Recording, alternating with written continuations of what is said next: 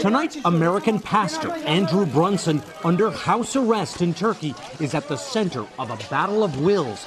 On one side, Turkey's President Tayyip Erdogan, today accusing Washington of stabbing Turkey in the back. On the other side, President Trump playing hardball. Last week, the administration doubled tariffs on Turkish metals exports, sinking the country's currency 20%.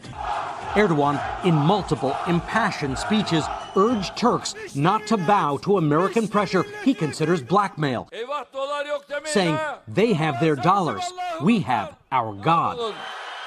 Brunson has become the face of this angry impasse. Turkey accuses the pastor, a longtime resident, of having contact with plotters who tried and failed to overthrow Erdogan in a coup 2 years ago. The U.S. calls the claims baseless. But this crisis now goes beyond the fate of Pastor Brunson. Turkey is a key NATO member, and Erdogan, increasingly close to Russia's Vladimir Putin, says Turkey will seek new alliances if problems continue. Amid the standoff, Brunson remains under guard, his passport seized. Richard Engel, NBC News.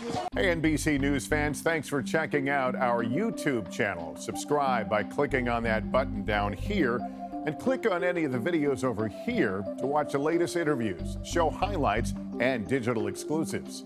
Thanks for watching.